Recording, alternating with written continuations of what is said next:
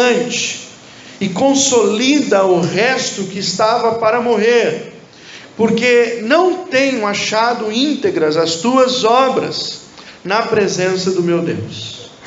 Lembra-te, pois, do que tens recebido e ouvido, guarda-o e arrepende-te, porquanto, se não vigiares, virei como um ladrão, e não conhecerás de modo algum em que hora virei contra ti. Tens, contudo, em Sardes umas poucas pessoas que não contaminaram as suas vestiduras e andaram de branco junto comigo, pois são dignas. O vencedor será assim vestido de vestiduras brancas, de modo nenhum apagarei o seu nome do livro da vida. Pelo contrário, confessarei o seu nome diante do meu Pai e diante dos seus anjos. Quem tem ouvido, ouça o que o Espírito diz às igrejas. Senhor, mais uma vez, nós estamos com temor diante da Tua palavra, porque a Tua palavra é espada afiada. Ela vem, Senhor, para trazer a nós o consolo e também a exortação. Ela vem para nos dirigir os passos, e nesta noite o Senhor quer dirigir a minha vida, a vida dos meus irmãos e a vida de todos aqueles que vão ouvir esta palavra. Então, Espírito Santo, trabalha nos nossos corações, por misericórdia e para a glória do nome de Jesus. Assim nós oramos. Amém. Amém.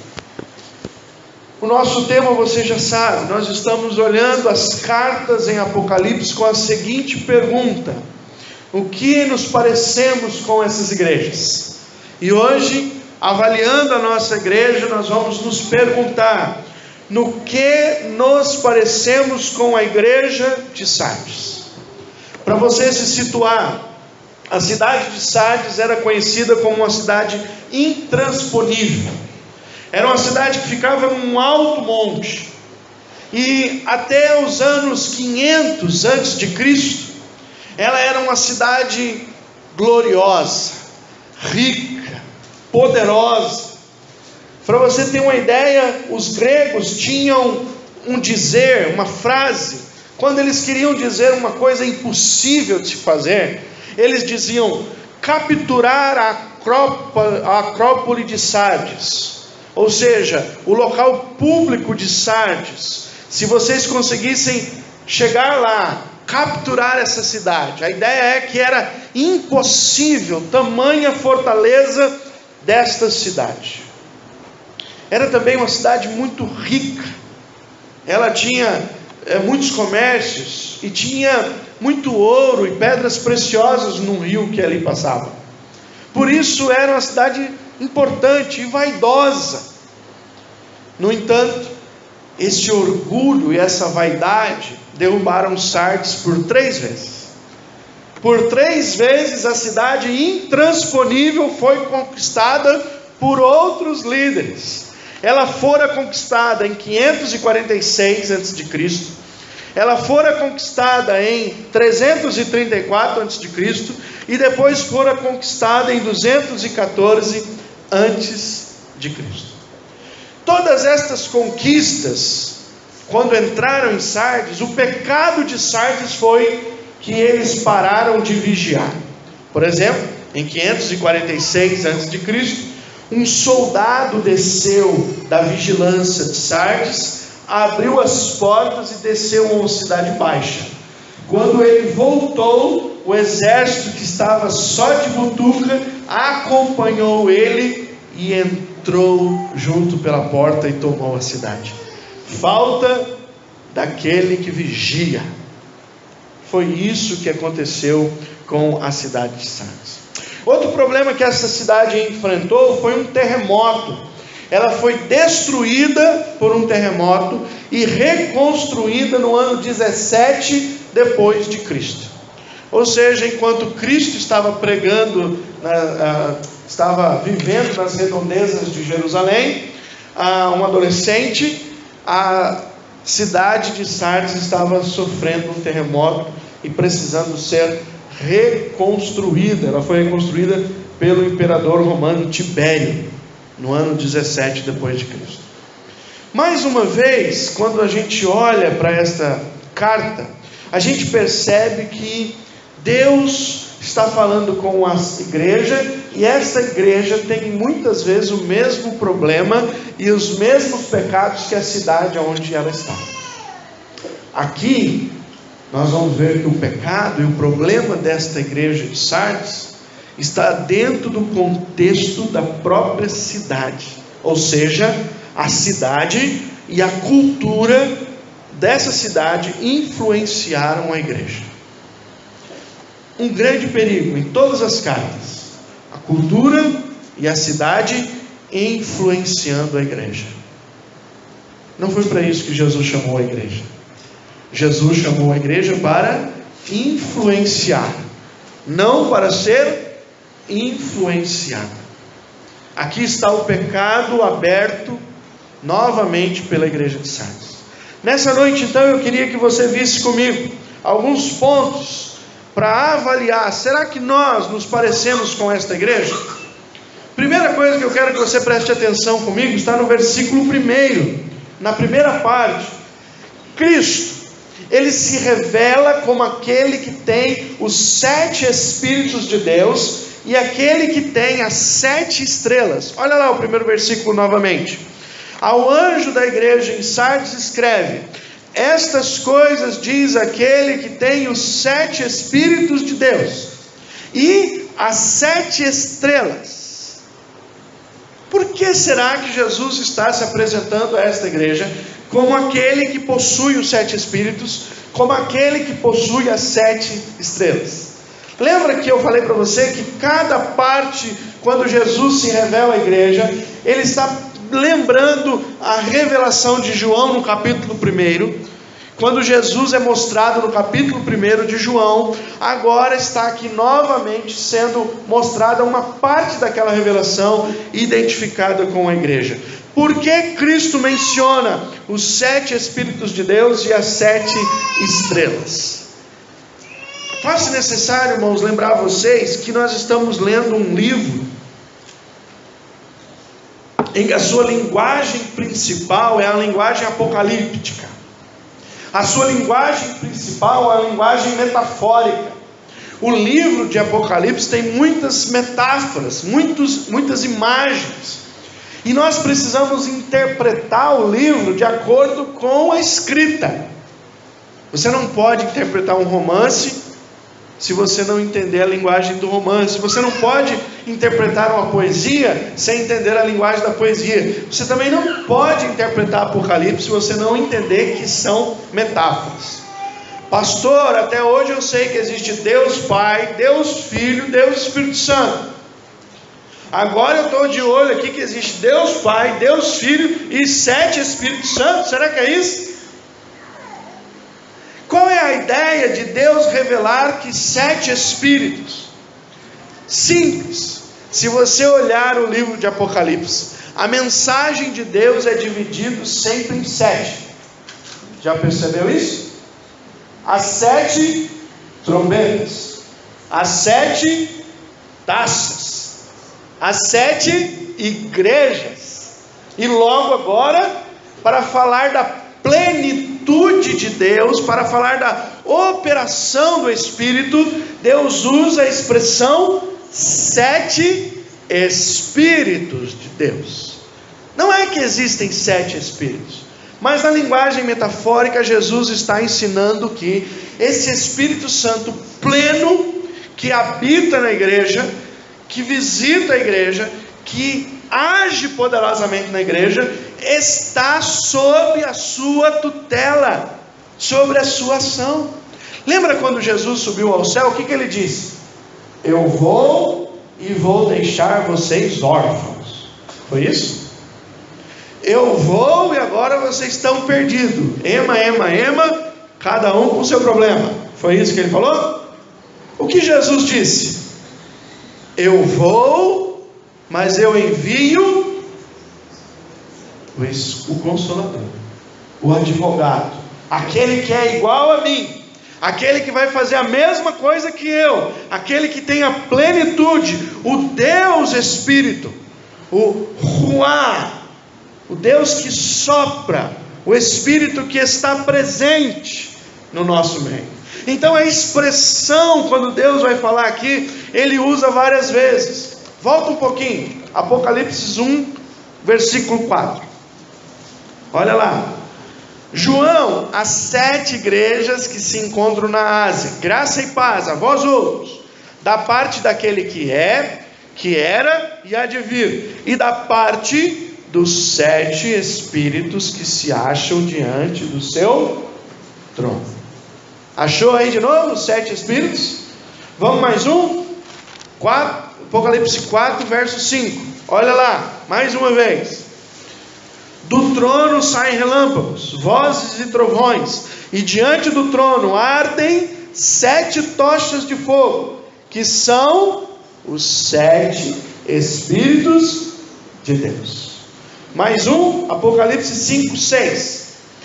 Então vi no meio do trono e dos 4 seres viventes, e entre os anciãos, de pé, um cordeiro, como que tendo sido morto. Ele tinha 7 chifres, bem como 7 olhos, que são os 7 Espíritos de Deus, enviados por toda a terra. Então a expressão 7 Espíritos é um número que está ligado à ideia da plenitude. É uma linguagem metafórica, aonde Jesus está ensinando que sobre a igreja dele está a ação plena do Espírito Santo. É o Espírito Santo quem deve conduzir todas as coisas na igreja. É o Espírito Santo que vai falar com a igreja. E aí ele usa a ideia aqui do Espírito dos 7 estrelas. Quem são as 7 estrelas? Lembra? Não lembra? Apocalipse 1, 20. Volta um pouquinho. Olha lá, Apocalipse 1, 20. Quanto ao mistério das 7 estrelas que viste na minha mão direita, e os 7 candelabros de ouro, as 7 estrelas são os anjos das 7 igrejas. Os 7 candelabros são as 7 igrejas. Então nós podemos interpretar que Deus está falando aqui, se mostrando como aquele que tem o Espírito que age poderosamente na igreja, e aquele que tem na sua mão a liderança da igreja, os 7 anjos, que na verdade são os pastores líderes dessas igrejas no momento dessa história. E Deus conduz o Espírito e Deus conduz o pastor. E nessa junção de Deus conduzir o Espírito, de Deus conduzir o pastor, Cristo vai usar o Espírito de Deus e a liderança dos pastores para tratar com a igreja. É por isso, irmãos, que os crentes precisam compreender o papel dos seus pastores. E nós, pastores da igreja, precisamos entender o peso que está sobre nós. Porque Deus vai usar o Espírito dele, e Deus vai usar através da vida da liderança espiritual da igreja. Deus vai usar a minha vida, a vida do pastor Fernando, a vida do Moacir, a vida do Paulo, e de outros presbíteros que surgirão, virão, e outros pastores que chegarão, para abençoar a sua vida. Lembra que nós falamos hoje na escola dominical? A importância da liderança. Por que que Deus instituiu a liderança na igreja? E aqui ele está dizendo para esta igreja, que a igreja precisava entender o agir do Espírito através da sua liderança. Muitas vezes, queridos irmãos, o grande problema nas igrejas é quando a liderança da igreja não percebe mais, não escuta mais a ação do Espírito Santo. Por isso que nós, presbíteros e pastores, temos uma incumbência, lembra? Atos 6,4, que nós falamos hoje de manhã. Põe os diáconos para organizar a igreja. E nós vamos ficar com a palavra e a oração. Os homens de Deus precisam estar em oração e em meditação na palavra, em encontro diário com a palavra, em oração com Deus, em visitação com o Espírito Santo. Não é visitação daquelas que vocês ouvem por aí, viu? Místicas. Não. É a ação maravilhosa do Espírito Santo, ministrando, revelando, ensinando a palavra e falando com a igreja. Os pastores têm que ter alegria de subir no púlpito e pregar a palavra. Púlpito é lugar da palavra, não é lugar de contar história, não é lugar de livro de autoajuda, não é lugar de lero-lero. Púlpito é lugar da palavra, porque é a palavra de Deus, com a ação do Espírito Santo, que vai edificar a igreja de Jesus. Amém? Cristo se revela, eu sou aquele, está na minha mão, o Espírito Santo e os pastores da igreja. Obrigado. Segunda coisa que eu quero que você perceba nesse texto comigo: Cristo revela também a atual condição da igreja. Olha aí o versículo 1 na parte B. Conheço tuas obras, que tens o nome de que vives, mas está morto. Que interessante. Cristo está dizendo que essa igreja está se enganando, assim como a cidade se enganava, assim como a cidade se achava toda poderosa. Ninguém vai entrar aqui, ninguém nunca vai subir neste monte, ninguém nunca vai nos atormentar. E por 3 vezes ela caiu da sua arrogância.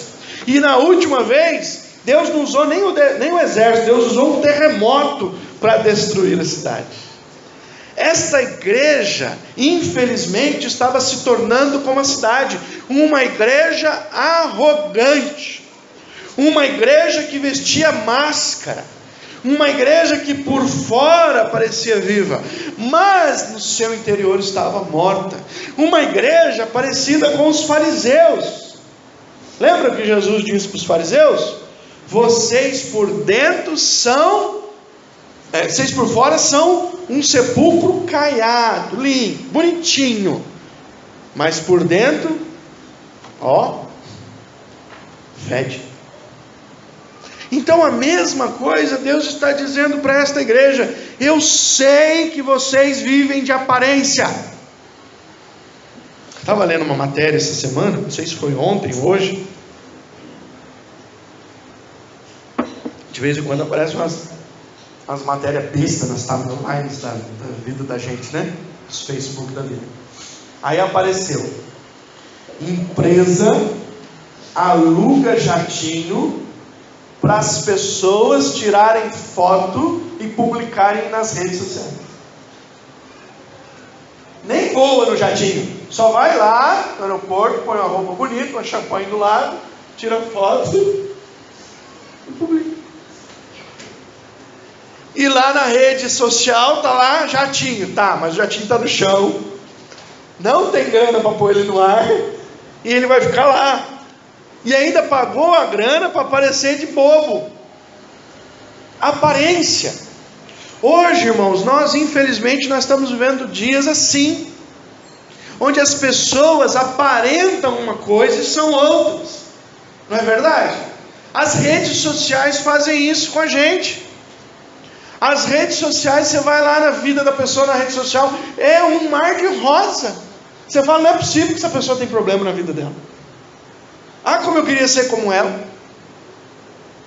Porque as pessoas só põem ali aquilo que lhes dá ibope, aquilo que lhes interessa, aquilo que pode mostrar alguma coisa. Ele não tira foto do arroz, feijão e ovo quando ele come. Mas no dia que ele está no restaurante, que tem uma picanha, aí vai. Porque às vezes é querer mostrar para as pessoas o que não é na verdade. E o que essa igreja estava fazendo? Ela estava fazendo a mesma coisa. era uma igreja cinematográfica. Só se parecia com vida, mas estava morta. Queridos irmãos, a palavra de Deus nos exorta que essa época que nós estamos será uma marca comum dos homens. Essa época que nós chamamos de últimos dias, a palavra de Deus revela como os últimos dias, a marca que está nos homens é essa de hipocrisia. É de gente que bate nas costas, mas por trás ofende, por trás fala mal, por trás denigre a imagem. É esse tipo de coisa que nós estamos vivendo. Abra comigo aí 2 Timóteo capítulo 3, o versículo 1 ao 9. Paulo vai dizer como que são as pessoas dos últimos tempos. E deixa eu falar uma coisa para você, que 1 Timóteo, 2 Timóteo, Paulo está falando da igreja, tá bom? A gente lê isso aqui e fala, nossa, o mundo lá fora é feio. Sabe, porém, isto, nos últimos dias sobrevirão tempos difíceis. Pois os homens serão egoístas, avarentos, jactanciosos, arrogantes, blasfemadores, desobedientes aos pais, ingratos, irreverentes, desafeiçoados, implacáveis, caluniadores, sem domínio de si, cruéis, inimigos do bem, traidores, atrevidos, enfatuados, mais amigos dos prazeres que amigos de Deus, tendo forma de piedade, negando-lhe entretanto o poder. Foge também destes, pois entre estes se encontram os que penetram sorrateiramente nas casas e conseguem cativar mulherinhas sobrecarregadas de pecados, conduzidas de várias paixões, que aprendem sempre e jamais podem chegar ao conhecimento da verdade. E do modo porque Janes e Jambres resistiram a Moisés, também estes resistem à verdade. São homens de todo corrompidos na mente, réprobos na fé, quanto à fé. Eles todavia não irão avante, porque a sua insensatez será a todos evidente, como também aconteceu com a daqueles. Irmão, esse texto é para a igreja. Paulo está dizendo que os últimos dias na igreja vai ser assim. É na igreja que nós vamos ter que lutar contra os homens egoístas, avarentos, orgulhosos, arrogantes, blasfemadores. É na igreja que nós vamos encontrar pessoas que são mais amigas do mundo do que amigas de Deus. É na igreja que nós vamos encontrar pessoas conduzidas por suas paixões. É na igreja que nós vamos encontrar pessoas que têm forma de piedade, mas por dentro não tem nada. A igreja de Sardes era uma igreja que estava cheia dessas pessoas. Pessoas doentes, pessoas que a Bíblia chama de mortas, pessoas que o relato bíblico diz que eram pessoas que sujaram as vestes, colocaram as vestes de Cristo, mas sujaram. Pessoas que têm interesse de viver com Deus, mas ao mesmo tempo o cão quer voltar ao vômito, a porca ao lamaçal. Pessoas que querem viver com Cristo e ao mesmo tempo viver no pecado. Pessoas que querem andar com Deus e esconder a sua vida pecaminosa, não tratar, não se arrepender. É desse tipo de gente que Sardes estava cheia. É desse tipo de gente que Jesus diz que são hipócritas, que parecem uma coisa, mas que são outra coisa. É esse tipo de gente que está nas igrejas nos últimos dias. E talvez é esse tipo de gente que tem aqui na nossa igreja. E é disso que nós precisamos nos arrepender. De às vezes sermos com aparência viva, mas por dentro morto. Uma vez eu ouvi de um pastor, e a banda de louvor da igreja dele, que era um sucesso. Era um sucesso. Todo mundo queria ir no culto para ver a banda deles. Todo mundo queria convidar a banda deles para ir tocar em algum lugar. Sabe o que acontecia com essa banda depois dos cultos do sábado? Eles iam para as boates, beber, se prostituir, usar drogas. E depois eles voltavam para o culto no domingo. E depois eles iam lá de novo. E depois eles voltavam. E aí eles iam e voltavam. Era assim. Tem uma família, que eu não vou falar o nome, até porque senão eu vou ter que revelar o pastor que falou isso. Mas uma família muito conhecida, de uma igreja muito conhecida, aonde os pais são ícones da igreja e os filhos também são ícones da igreja. E quando acabava o culto, eles tinham até motorista. E o motorista que converteu-se na igreja desse pastor, que eu não vou dizer o nome, contou para ele que era assim: quando acabava o culto, as ministrações, essa moça e esse rapaz entravam no carro do motorista e diziam: vamos para a boca, eu quero cocaína.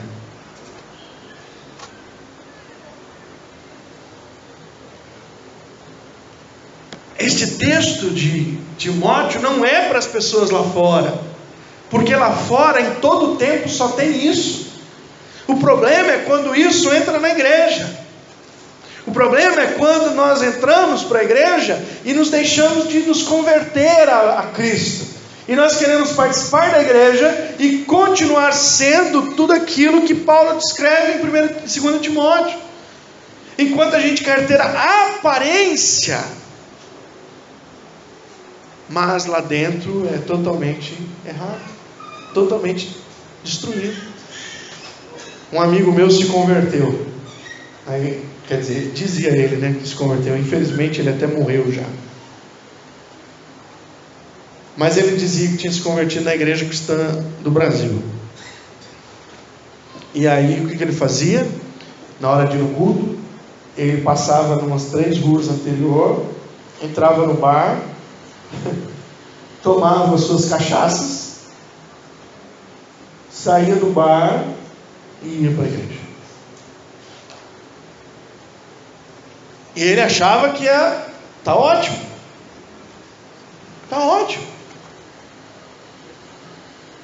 Cristo sabe a atual condição da igreja. Ele diz: eu tenho os 7 Espíritos. Não dá para usar máscara com Jesus. A gente pode esconder do pastor, da liderança, do irmão do lado, mas Jesus sabia quem naquela igreja estava morto, quem naquela igreja só tinha a aparência. Terceira coisa, Cristo também revela quais atitudes são necessárias para revitalização dessa igreja. Irmãos, o que eu gosto das cartas de Apocalipse às igrejas é que Jesus em nenhum momento desiste delas. Jesus aponta o erro e Jesus dá a solução. Jesus diz: vocês estão errando aqui, vocês podem resolver assim. Deus não é acusador, irmãos. Acusador é o diabo. O diabo acusa e deixa você na lástima, porque ele te acusou, e você fica sofrendo. Jesus, ele acusa, ele denuncia, e ele traz a solução para o problema. Então ele diz para esta igreja: eu sei que vocês são hipócritas, eu sei que vocês têm aparência de vivo, mas vocês estão mortos, mas eu tenho a solução. E quais são as soluções que Jesus mostra para nós? Está no versículo 2 ao 4. Primeira solução, no versículo 2, Jesus chama essa igreja para fazer uma coisa importante. Ele diz: ser vigilante, vigie. Querido irmão, vigiar, a prática de vigiar é um ensino que permeia toda a Escritura. Se você for de Gênesis a Apocalipse, Deus vai estar dizendo para o povo dele: vigia, abre o olho, presta atenção. Você não pode viver a vida como se estivesse dormindo. Você tem que viver a vida alerta. Você tem que viver a vida como se tivesse acabado de tomar uma garrafa de café. Uau! Com Red Bull. Entendeu? Ligado. A gente não pode ser crente dorminhoco, sabe? Todo tempo fica dormindo, não sabe o que está acontecendo, não percebe as coisas espirituais, não enxerga a vontade de Deus, não entende os propósitos de Deus. Sabe por quê? Porque está dormindo. Não é Paulo escrevendo aos Coríntios que diz: ó tu que dormes, levanta dentre os mortos e Cristo te iluminará. A primeira coisa que ele disse para esse povo aqui: vocês estão mortos, precisa, acorda, vigia. Por que vigiar, irmão? Por que a Bíblia está toda vez nos chamando para vigiar? Por que é uma ordem todo o tempo? Você sabia, e a Bíblia nos ensina, nós temos 3 inimigos. Quem são os nossos 3 inimigos?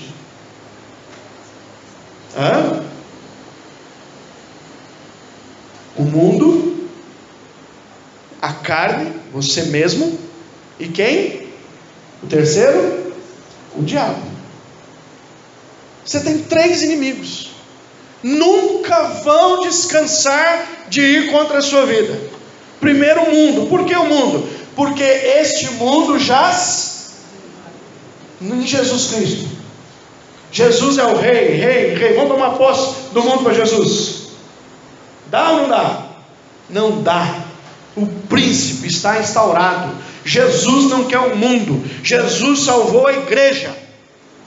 Amém? Então não adianta você declarar que o mundo é de Jesus, que Santana é de Jesus, que São José é de Jesus, que o Brasil é de Jesus. Não é. Tem um príncipe.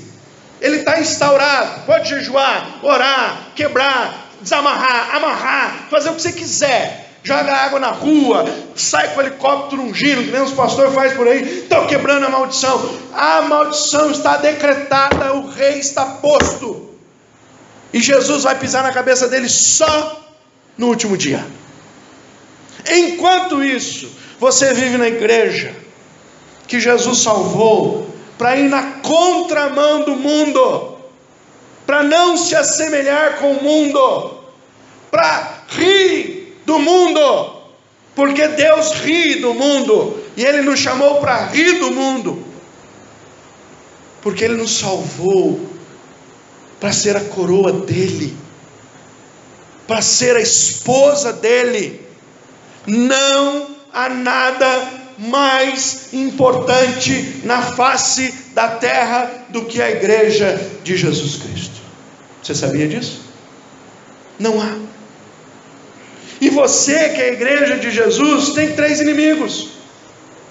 O mundo é seu inimigo, o diabo é seu inimigo, e você mesmo é seu inimigo. Quantas vezes você se boicota? Quantas vezes você assume lá no dia 31 de dezembro, faz aquela lista, né? Esse ano eu vou emagrecer, esse ano eu vou ser dizimista, esse ano eu vou entrar para o Ministério de Louvor. Aí faz aquela lista do dia 31 de dezembro, que vale até dia 2 de janeiro. Você se boicota, porque o regime fica para amanhã. Aí eu fazer regime, é dia 31, tem a festa, no outro dia tem o restaurante, tem o almoço, no outro dia tem o restaurante do restaurante, não dá, aí tem o pão, aí tem não sei o que, aí você vai e já se boicotou. Você se boicota em ir para a igreja. Eu quero ir no Ministério de Louvor, mas tem que vir antes para ensaiar, tem que estudar música em casa, tem que fazer no seu... esquece esse negócio, acho que não é para mim não. E a gente vai se boicotando. Nós somos o nosso grande inimigo. E o diabo, irmão, não precisa nem falar. Não precisa nem falar. Você se converteu, a Bíblia já diz, virou inimigo do capeta. Está lá em Efésios capítulo 6, você já leu? Está lá. A nossa luta não é para você lutar contra as pessoas lá fora? Eu vou lutar com aquele bêbado, porque ele tem que deixar de ser bêbado. É para você lutar com ele? Não. É para você lutar com o seu irmão? Não. É para você lutar contra quem? Nossa luta é contra principados e que operam na onde? Nas regiões. E quem está sob o domínio dele? Todos aqueles que andam sem Cristo. Irmão, não há uma pessoa sem Jesus liberta. Não há. Sabe o pior demônio que existe? É o que não se manifesta. A Bíblia diz que o demônio entrou em Judas. Sabe o que ele fez? Ele não estribuchou, ele não ficou, ele não põe a mão para trás, ele não fez nada, ele saiu quietinho, foi lá e entregou a Jesus. A Bíblia tem uma palavra para nós: você está em guerra. Esse mundo não conspira a seu favor. Esse mundo não tem nada de bom para te oferecer. Esse mundo não pode idealizar a sua mente. A sua mente tem que estar presa, cativa a quem? A Jesus. Sabe por que nós estamos perdendo um monte de gente hoje da igreja? Porque os jovens sentam no banco da faculdade e vê aqueles trouxa que tem nome de PhD na frente falar, e aí fica o homem veio da meba mesmo, o homem veio do macaco mesmo, Deus não existe mesmo, e aí fica engolindo tudo aquilo, porque a mente não está cativa ao nosso Senhor Jesus, porque não tem fé suficiente nas Escrituras, porque estuda tudo quanto é coisa, mas não estuda a palavra de Deus, porque ouve tudo quanto é filósofo, mas não ouve o pastor, porque não ouve o que Deus quer falar, e aí se entulha com as coisas deste mundo, e se vai longe de Jesus. Cuidado, irmão, o mundo não é seu amigo, ele não vai bater nas suas costas e dizer, que legal você por aqui. Ele vai tentar seduzir você, ele vai tentar comprar você, ele vai tentar afugentar a sua fé. O que aconteceu com essa igreja? As pessoas estavam mortas porque a cultura de Sardes entrou. Quantas igrejas hoje estão mortas porque a cultura do mundo está entrando? Para ganhar jovem para Jesus tem que fazer balada gospel, tem que se associar com o mundo. Cadê Romanos 12? Não vos amoldeis a este mundo, antes renovem a vossa mente. É totalmente diferente. 3 inimigos: o mundo, o diabo e a carne. Vigia. Abre o olho, porque os 3 vão estar todo o tempo contra você. Lembra do recado de Jesus aos seus amigos no Getsemane? Mateus 26, versículo 40 e 41. Vocês ainda estão dormindo? Vocês não podem orar comigo nem uma hora? Vigiem, orem, porque o espírito está pronto, mas a carne é fraca. Vigia. Porque a nossa carne é seduzida facilmente por nós mesmos, por Satanás e pelo mundo. Segunda coisinha aí, Cristo revela quais atitudes precisa para mudar. Você precisa consolidar. Olha a palavra interessante. Ele diz: ser vigilante e consolida o resto que estava para morrer. Lembra que Jesus disse que ele veio e ele não ia pisar a cana que fumega? Eu acho essa expressão tão interessante quando eu leio. Que Jesus quis dizer o seguinte: que quem está padecendo, não precisa que você chegue lá e pise. Assopra o fogo pegar. Quantas vezes, irmãos, a gente está do lado do irmão, o irmão está precisando da gente, e às vezes, em vez da gente consolidar o irmão, a gente mata de uma vez. Já expulsa, já vira as costas, já briga, já discorda de tudo, e vamos que é tarde, vamos resolver os problemas. E a gente pensa, às vezes, em coisas tão inúteis, e não pensa na vida daquele irmão. Uma igreja que quer ser revitalizada, ela precisa consolidar. Jesus enfatiza, uma das ações da igreja, é que eles têm vida em comum. Irmão, nossa vida é em comum. Eu preciso consolidar você, e você precisa consolidar a mim. Consolidar é a mesma coisa que edificar. Consolidar é a mesma coisa que fortalecer. Consolidar é a mesma coisa que dar vida. Nós fomos chamados para trazer vida um para o outro. E se a gente não fizer isso aqui nesse ambiente, como é que a gente vai dar vida para os mortos que estão lá fora? Se a gente não se importa com o irmão da fé, como é que nós vamos se importar com os que estão lá fora? Então Paulo diz: olha para os que estão morrendo, aqueles que estão quase morrendo, vai até lá e ajuda, vai até lá e dá a mão, levanta essa pessoa. A igreja é o local onde as vidas dos discípulos são estabelecidas, firmadas, edificadas. Efésios capítulo 4, versículo 11 ao 16, eu não vou ler, mas depois você vai ler em casa. Diz que Deus estabeleceu apóstolos, profetas, pastores e mestres, com o objetivo de edificar a igreja. Aí lá na frente ele vai dizer que esse trabalho de consolidar, de ajuntar para poder crescer, é como um osso que se recompõe depois de quebrado para desenvolver novamente.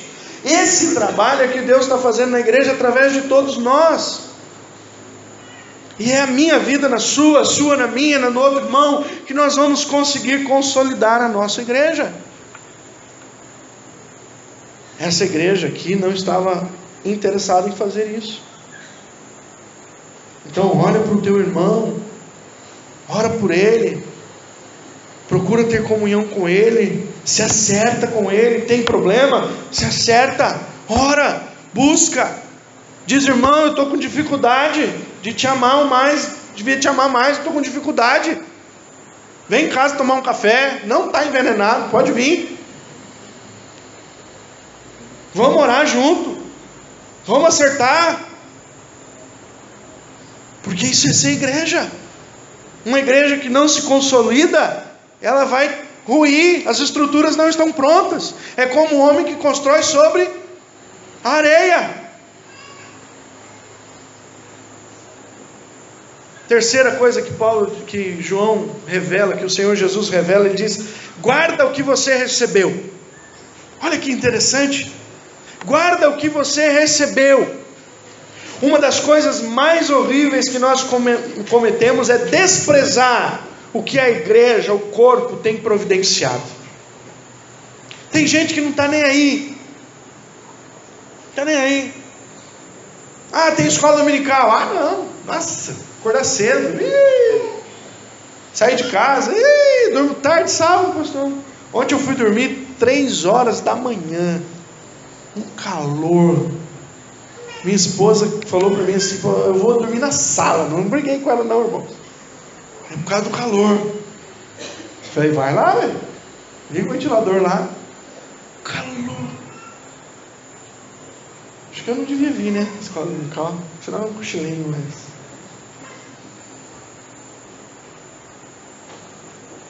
Às vezes a gente despreza o que a igreja oferece, porque não é importante. Se não é importante, você vai desprezar.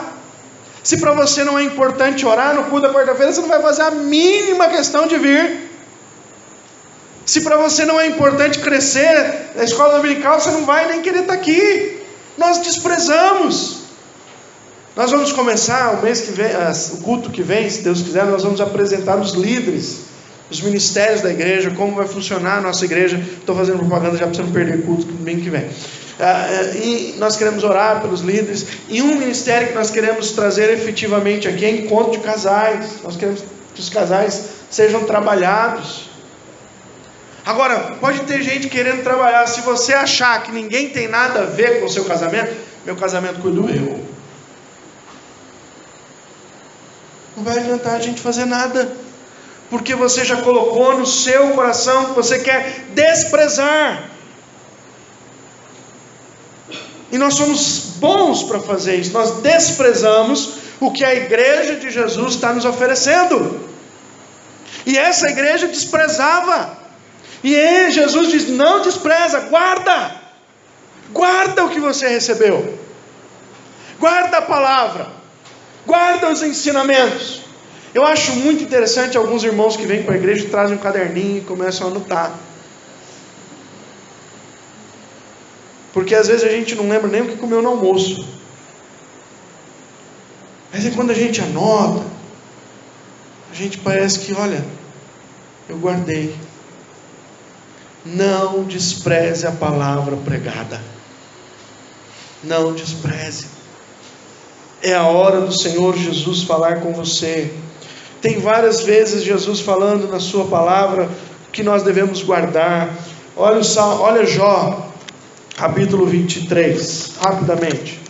Jó, capítulo 23, verso 11. Os meus pés seguiram as suas pisadas, guardei o seu caminho e não me desviei dele.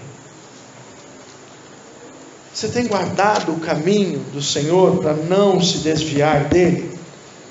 Olha o salmista no Salmo 18, no verso 23. Salmo 18, verso 23. Também fui íntegro para com ele e me guardei da iniquidade.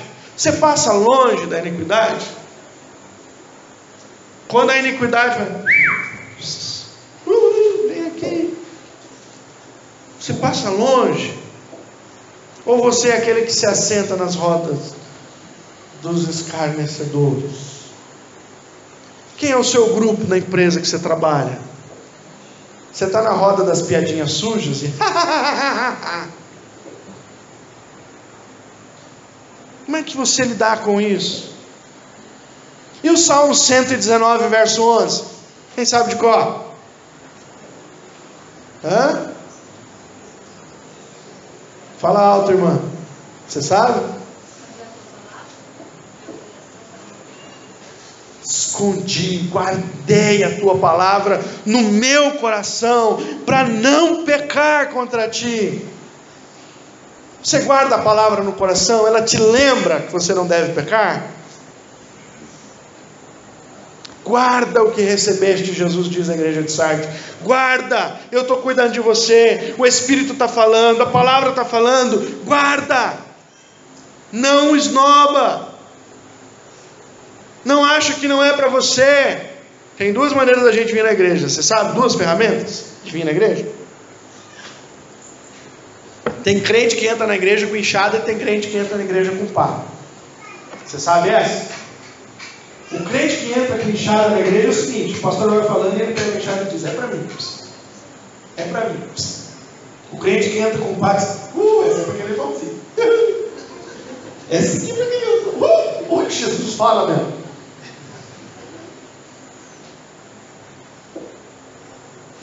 Guarda, porque Deus está falando com você, para você.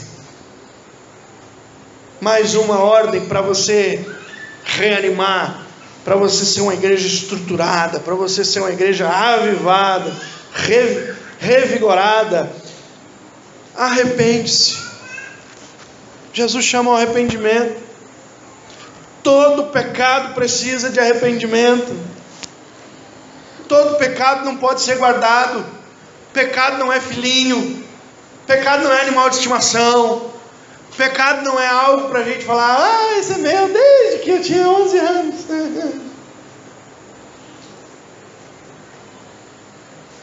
A palavra de Deus para nós sempre foi e sempre será: arrependa-se. Você não tem nada para se arrepender hoje? Talvez você já tenha. Nós vamos tomar ceia. Talvez seja o momento de você dizer: eu quero me arrepender, quero confessar. E às vezes a gente tem arrependimento de fazer coisas, e às vezes a gente tem arrependimento de não fazer coisas. Há coisas que devíamos fazer e não fazemos. Arrepende-te. Arrependimento é bom, irmãos. Olha o que diz a palavra de Deus em 2 Coríntios, capítulo 7, versículo 9. Paulo, escrevendo aos irmãos em Corinto, ele diz que ele está satisfeito, está alegre, porque os irmãos estão tristes. Ele fala assim: agora me alegro, não porque vocês foram entristecidos, mas porque fostes contristados para arrependimento, pois fostes contristados segundo Deus, para que de nossa parte nenhum dano sofresseis. Porque a tristeza segundo Deus produz arrependimento para a salvação, que a ninguém traz pesar, mas a tristeza do mundo produz morte. A tristeza de Deus vem para nós, para nos colocar no eixo, para mostrar o que nós devemos abandonar, para mostrar como nós devemos nos acertar. Deus mostra o caminho para revigorar a igreja. O último caminho está no versículo 4, quando ele diz: tem aí no meio de vocês pessoas que não se contaminaram. Sabe qual é o remédio para nós? Siga os bons exemplos. Paulo certa vez disse aos irmãos de Coríntios, em 1 Coríntios capítulo 11, verso 1: sede meus imitadores, como eu sou de Cristo Jesus. Paulo não estava dizendo para imitar ele por causa dele. Paulo estava dizendo: imita a mim por causa de Jesus. Paulo também, escrevendo aos Efésios, no capítulo 5, versículo 1, ele diz: sede imitadores de Deus. O projeto de Deus para mim e para você é sermos a medida e estatura de Jesus. O projeto de Deus para mim e para você é se parecer mais com Jesus. Todo dia Jesus, crescendo para se parecer mais com Ele. Sendo assim, nós precisamos olhar para aqueles que já estão mais na frente. Quem são as pessoas que você consegue olhar e dizer: aquela pessoa imita Jesus, aquela pessoa anda com Cristo, aquela pessoa é digna de ser imitada, é com Ele que eu quero aprender a andar, é com Ele que eu quero aprender a viver com Cristo. Siga bons exemplos. O Espírito Santo quer agir em nós para nos fazer mais parecidos com Jesus. Ele é o alvo da nossa peregrinação. Ele é. Então, não desista em avistar bons exemplos que têm imitado Cristo. Fique de olho. Quando você achar alguém que anda mais com Jesus, se aproxime dele. Por último, Cristo revela aquilo que realmente vale a pena. Todas as cartas, Jesus termina dizendo para nós: olhe para aquilo que vale a pena. Ponha como meta aquilo que é mais importante. O que é mais importante? O vencedor será vestido de vestiduras brancas. De modo nenhum seu nome será arriscado do livro da vida.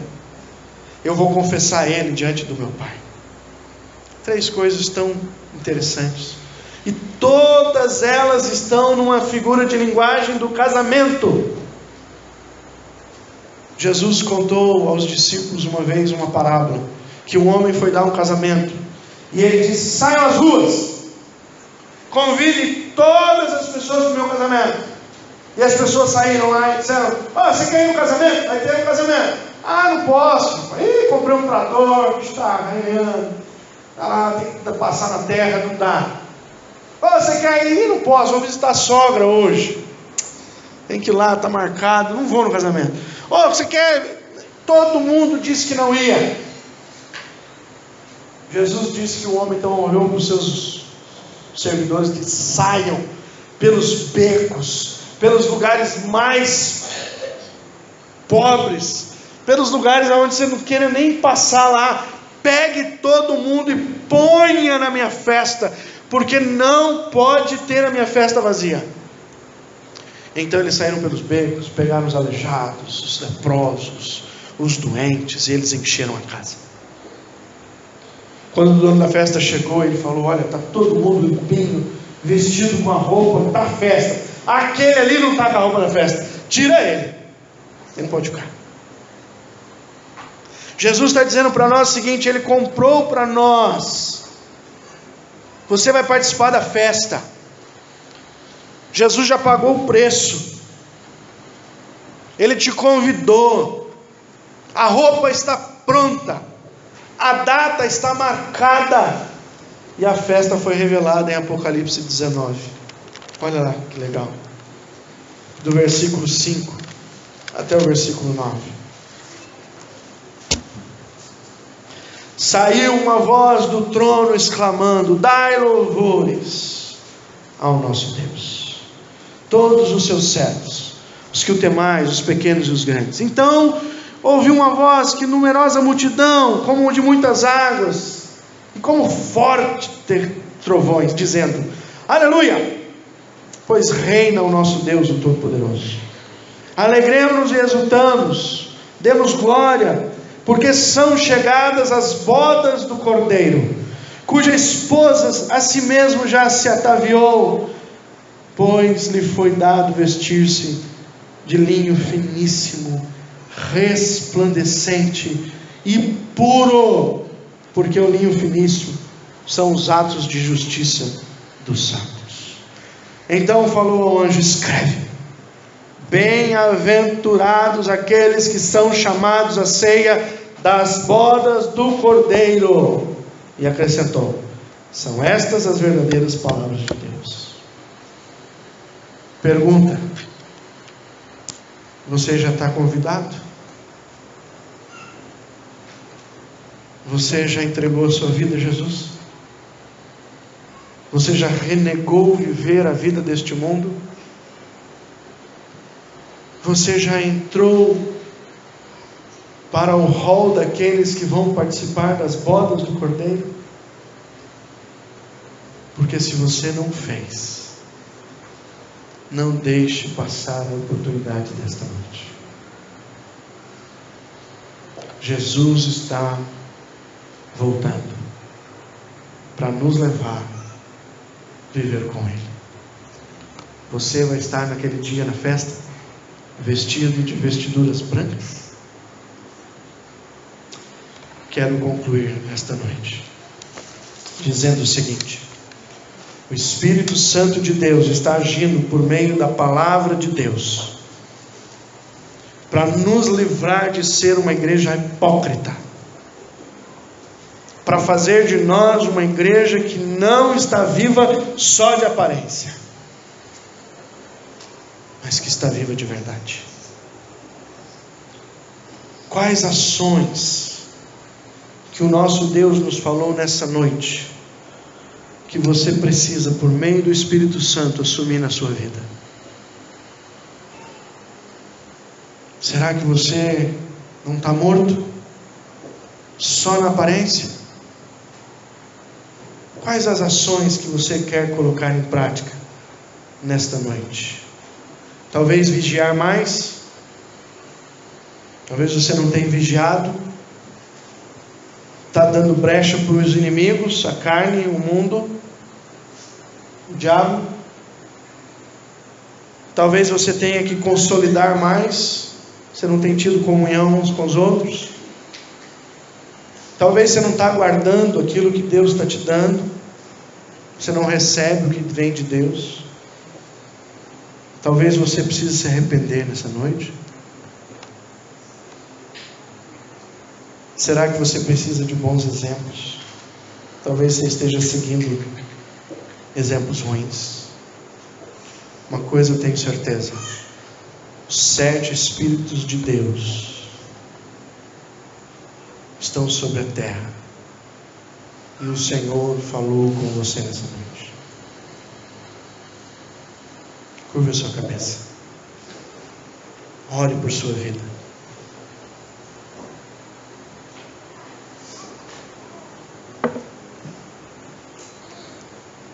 Pai de amor, muito obrigado pela tua palavra. Quantas vezes nós nos parecemos com Sardes? Temos a aparência, só aparência. Por dentro nós estamos envolvidos com o mundo, com esta era, com o pecado, com tanta lama, com tanta coisa que não glorifica o teu nome. Traz arrependimento ao nosso coração nessa noite. Revigora-nos, Senhor. Ajuda-nos a vigiar. Ajuda-nos a nos consolidar uns aos outros. Sermos uma igreja firme, sem racha. Ajuda-nos, ó Deus, a vencer os inimigos, Senhor. Ajuda-nos a nos arrepender dos nossos pecados. Abre também os nossos olhos para nós vermos aqueles que andam com o Senhor, para que andemos com eles, aprendemos deles, bebemos da mesma fonte.